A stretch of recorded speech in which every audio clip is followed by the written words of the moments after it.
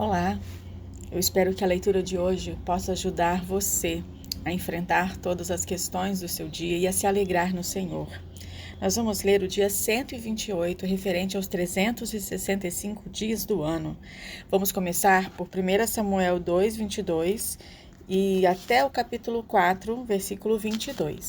Em seguida, vamos ler João, capítulo 5, a partir dos versículos 24 a 47, Salmos 106, de 1 até o verso 12, e encerrando, então, em Provérbios 14, de 30 a 31. 1 Samuel, capítulo 2, a partir do versículo 22, diz assim: Eli já era muito velho e ouvia tudo que os seus filhos faziam a todo Israel e de como se deitavam com as mulheres que serviam à porta da tenda do encontro. E disse-lhes: Por que vocês fazem essas coisas? Pois de todo este povo ouço constantemente falar das coisas más que vocês fazem. Não, meus filhos, porque não é boa fama esta que ouço. Vocês estão levando o povo do Senhor a transgredir. Se um homem pecar contra o seu próximo, Deus será o árbitro. Mas se ele pecar contra o Senhor, quem intercederá por ele? Mas eles não ouviram a voz do seu pai, porque o Senhor os queria matar. E o jovem Samuel crescia em estatura e no favor do Senhor e dos homens. Um homem de Deus veio a Eli e disse: Assim diz o Senhor: Por acaso não me manifestei à casa do seu pai quando os israelitas ainda estavam no Egito, na casa de Faraó? Eu escolhi dentre todas as tribos de Israel para ser o meu sacerdote, para subir ao meu altar, para queimar o incenso e para usar a estola sacerdotal diante de mim. E dei à casa de seu pai todas as ofertas queimadas dos filhos de Israel. Porque tratam com desprezo os meus sacrifícios e as minhas ofertas de cereais, que ordenei que fizessem na minha morada? E você, por que honra os seus filhos mais do que a mim, para que você e eles engordem com as melhores partes de todas as ofertas do meu povo de Israel? Portanto, o Senhor, o Deus de Israel, diz: Na verdade, eu prometi que a sua casa e a casa do seu pai andariam diante de mim para sempre. Mas agora o Senhor diz: Longe de mim tal coisa, porque honrarei aqueles que me honram, porém desprezarei os que me desprezam. Eis que vem dias em que acabarei com o seu poder e com o poder da casa do seu pai, para que ninguém em sua casa chegue a ficar velho. E você verá a aflição da morada de Deus, juntamente com o bem que farei a Israel. Mas ninguém da sua casa chegará à velhice. O homem, porém, da sua linhagem, a quem eu não afastar do meu altar, será poupado apenas para lhe consumir os olhos, lhe entristecer a alma. E todos os descendentes da sua casa morrerão na flor da idade. E o que vier a acontecer com seus 2 filhos, Ofni e Finéias, será um sinal para você. Ambos morrerão no mesmo dia. Então suscitarei para mim um sacerdote fiel, que fará segundo o que tenho no coração e na mente. Eu lhe edificarei uma casa estável, e ele andará diante do meu ungido para sempre. E todo aquele que restar da sua casa virá inclinar-se diante dele para obter uma moeda de prata e um bocado de pão. E dirá: Peço que você me dê um dos cargos sacerdotais para que eu tenha um pedaço de pão para comer. Capítulo 3. O menino Samuel servia o Senhor diante dele. Naqueles dias, a palavra do Senhor era muito rara. As visões não eram frequentes. Certo dia, o sacerdote Eli, cujos olhos já começavam a escurecer-se, a ponto de não poder ver, estava deitado no lugar de costume. Também Samuel estava deitado no templo do Senhor, onde estava a arca da aliança. Antes que a lâmpada de Deus se apagasse, o Senhor chamou o menino: Samuel, Samuel. E ele respondeu: Eis-me aqui. Então correu para onde Eli estava e disse: Eis-me aqui, pois você me chamou. Mas Eli respondeu: Eu não chamei você. Vá deitar. Ele foi e se deitou. O Senhor tornou a chamar: Samuel. Este se levantou, foi até Eli e disse: Eis-me aqui, pois você me chamou. Mas Eli respondeu: Meu filho, eu não chamei você. Vá deitar. Porém, Samuel ainda não conhecia o Senhor, e a palavra do Senhor ainda não havia sido manifestada a ele. E o Senhor chamou Samuel pela 3ª vez. Ele se levantou, foi até Eli e disse: Eis-me aqui, pois você me chamou. Então Eli entendeu que era o Senhor quem chamava o menino. Por isso Eli disse a Samuel: Vá deitar.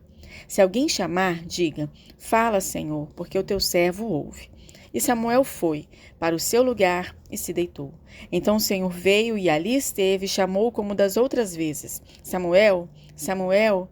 E este respondeu: Fala, porque o teu servo ouve. E o Senhor disse a Samuel: Eis que vou fazer uma coisa tal em Israel, que todos os que a ouvirem ficarão com os dois ouvidos tinindo. Naquele dia farei contra Eli tudo o que eu disse a respeito da casa dele, do começo ao fim. Porque eu já disse a ele que julgarei a sua casa para sempre, pela iniquidade que ele bem conhecia, porque os seus filhos trouxeram maldição sobre si, e ele não os repreendeu. Portanto, jurei à casa de Eli que a sua iniquidade nunca será expiada, nem com sacrifício, nem com oferta de cereais. Samuel ficou deitado até de manhã. Então abriu os portões da casa do Senhor, mas estava com medo de relatar a visão a Eli. Então Eli chamou Samuel e disse: Samuel, meu filho. E ele respondeu: Eis-me aqui. Então Eli disse: O que foi que o Senhor lhe falou? Peço que você não esconda nada de mim, que Deus faça com você o que bem quiser se você me esconder alguma coisa de tudo que ele falou. Então Samuel lhe contou tudo, sem esconder nada, e Eli disse: Ele é o Senhor, que ele faça o que achar melhor. Samuel crescia e o Senhor estava com ele, e não deixou que nenhuma de suas palavras caísse por terra. Todo Israel, desde Dan até Berseba, reconheceu que Samuel estava confirmado como profeta do Senhor. O Senhor continuou a aparecer em Siló, porque em Siló o Senhor se manifestava a Samuel por meio da palavra do Senhor. Capítulo 4. A palavra de Samuel veio a todo Israel. Israel saiu à batalha contra os filisteus e acampou em Ebenezer. E os filisteus acamparam em Afeca. Os filisteus se dispuseram em ordem de batalha para enfrentar Israel. E quando a guerra começou, Israel foi derrotado pelos filisteus, que mataram no campo aberto cerca de 4.000 homens. Quando o povo voltou ao arraial, os anciãos de Israel disseram: Por que o Senhor nos derrotou hoje diante dos filisteus? Vamos trazer de Siló a arca da aliança do Senhor, para que esteja no meio de nós e nos livre das mãos dos nossos inimigos. Então, o povo mandou trazer de Siló a arca do Senhor dos exércitos, entronizado entre os querubins. E os dois filhos de Eli, Hofni e Finéias, estavam ali com a arca da aliança de Deus. Quando a arca da aliança do Senhor chegou ao arraial, os israelitas gritaram tão alto que o chão tremeu. Os filisteus ouviram a voz de júbilo e disseram: Que voz de grande júbilo é essa no arraial dos hebreus? Então souberam que a arca do Senhor havia chegado ao arraial. E os filisteus ficaram com medo e disseram: Os deuses vieram ao arraial. E diziam mais: Ai de nós, porque nunca antes aconteceu uma coisa dessas. Ai de nós! Quem nos livrará das mãos desses deuses poderosos? São os deuses que atacaram egípcios com todo tipo de pragas no deserto. Sejam fortes, filisteus, comportem-se como homens, para que não venham a ser escravos dos hebreus, como eles já foram escravos de vocês. Comportem-se como homens e lutem. Então os filisteus lutaram, e Israel foi derrotado, e cada um fugiu para a sua tenda. Foi uma grande derrota, pois foram mortos de Israel 30.000 homens. A arca de Deus foi tomada, e os dois filhos de Eli, Hofni e Finéias, foram mortos. Então, um homem de Benjamim, saindo das fileiras, correu, e no mesmo dia chegou a Siló. Ele havia rasgado as suas roupas e espalhado terra sobre a cabeça. Quando chegou, Eli estava sentado numa cadeira, perto da estrada, olhando como quem espera, porque o seu coração estava tremendo pela arca de Deus. Depois que o homem entrou na cidade e deu a notícia, toda a cidade começou a gritar. Eli, ouvindo os gritos, perguntou: Que alvoroço é esse? Então o homem correu e deu as notícias a Eli.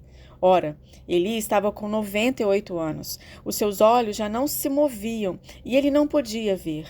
O homem disse a Eli: Eu venho da frente de batalha. Eu fugi de lá hoje mesmo. E Eli perguntou-lhe: O que aconteceu, meu filho?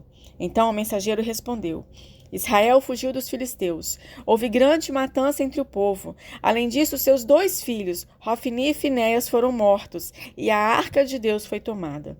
Quando ele fez menção da arca de Deus, Eli caiu da cadeira para trás, junto ao portão da cidade, quebrou o pescoço e morreu. Ele era um homem velho e pesado e havia julgado Israel durante 40 anos. A nora de Eli, a mulher de Finéias, estava grávida e próxima do parto. Quando ela ouviu essas notícias de que a arca de Deus havia sido tomada e de que seu sogro e seu marido tinham morrido, encurvou-se e deu à luz, porque as dores lhe sobrevieram. Quando ela estava morrendo, as mulheres que a ajudavam disseram: Não tema, porque você teve um filho. Ela, porém, não respondeu, nem fez caso disso, mas deu ao menino o nome de Icabô, dizendo: Foi-se a glória de Israel. Ela disse isso porque a arca de Deus havia sido tomada, e por causa de seu sogro e de seu marido, e falou mais: Foi-se a glória de Israel, pois a arca de Deus foi tomada. João, capítulo 5, a partir do verso 24 até o 47. Em verdade lhes digo: quem ouve a minha palavra e crê naquele que me enviou tem a vida eterna. Não entra em juízo, mas passou da morte para a vida. Em verdade lhes digo que vem a hora, e já chegou, em que os mortos ouvirão a voz do Filho de Deus, e os que as ouvirem viverão. Porque assim como o Pai tem vida em si mesmo, também concedeu ao Filho ter vida em si mesmo. E lhe deu autoridade para julgar, porque é o Filho do homem. Não fiquem maravilhados com isso, porque vem a hora em que todos os que se acham nos túmulos ouvirão a voz dele e sairão. Os que tiverem feito o bem para a ressurreição da vida, e os que tiverem praticado o mal para a ressurreição do juízo. Eu nada posso fazer por mim mesmo, assim como ouço, julgo. O meu juízo é justo, porque não procuro a minha própria vontade, e sim a daquele que me enviou. Se eu dou testemunho a respeito de mim mesmo, o meu testemunho não é verdadeiro. Outro é o que dá testemunho a respeito de mim, e sei que o testemunho que ele dá a respeito de mim é verdadeiro. Vocês mandaram mensageiros a João e ele deu testemunho da verdade. Eu, porém, não recebo testemunho humano, mas digo essas coisas para que vocês sejam salvos. João era a lâmpada que estava acesa e iluminava, e por algum tempo vocês quiseram se alegrar com a sua luz. Mas eu tenho maior testemunho do que o de João, porque as obras que o Pai me confiou, para que eu as realizasse, essas que eu faço testemunham a meu respeito de que o Pai me enviou.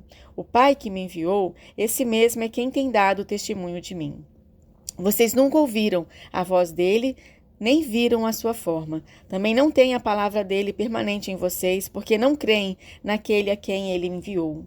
Vocês examinam as Escrituras porque julgam ter nelas a vida eterna, e são elas mesmas que testificam de mim. Contudo, vocês não querem vir a mim para ter vida. Eu não aceito glória que vem de pessoas. Sei, entretanto, que vocês não têm o amor de Deus em vocês. Eu vim em nome do meu Pai, e vocês não me recebem. Se outro vier em seu próprio nome, vocês certamente o receberão. Como podem crer, vocês que aceitam glória uns dos outros e não procuram a glória que vem do Deus único? Não pensem que eu acusarei diante do Pai. Quem acusa vocês é Moisés, e quem puseram a sua esperança. Porque se vocês de fato crescem em Moisés, também creriam em mim, pois ele escreveu a meu respeito. Se, porém, não creem nos escritos dele, como crerão nas minhas palavras? Salmo, capítulo 106, do verso 1 ao 12. Aleluia! Deem graças ao Senhor, porque Ele é bom, porque a sua misericórdia dura para sempre. Quem saberá contar os poderosos feitos do Senhor ou anunciar todo o seu louvor? Bem-aventurados os que guardam a retidão e os que praticam a justiça em todo o tempo. Lembra-te de mim, Senhor, segundo a tua bondade para com o teu povo. Visita-me com a tua salvação, para que eu veja a prosperidade dos teus escolhidos e me alegre com a alegria do teu povo, e me glorie com a tua herança. Pecamos, como os nossos pais. Cometemos iniquidades, procedemos mal. Nossos pais no Egito não entenderam as tuas maravilhas, não se lembraram da multidão das tuas misericórdias, e foram rebeldes junto ao mar, o mar vermelho. Mas Deus os salvou por amor do seu nome, para lhes revelar o seu poder. Repreendeu o mar vermelho, e ele secou. Ele os fez passar pelos abismos como por um deserto. salvou-os das mãos de quem os odiava e os resgatou do poder do inimigo. As águas cobriram seus opressores, nenhum deles escapou. Então creram nas suas palavras e lhes cantaram louvor. Provérbios, capítulo 14, versículos 30 e 31. O ânimo sereno é a vida do corpo, mas a inveja é a podridão dos ossos. Quem oprime o pobre insulta aquele que o criou, mas o que se compadece do necessitado honra a Deus. Eu sou Andréia e é uma alegria estar lendo a palavra de Deus com você. Que Deus abençoe o nosso dia. Amém.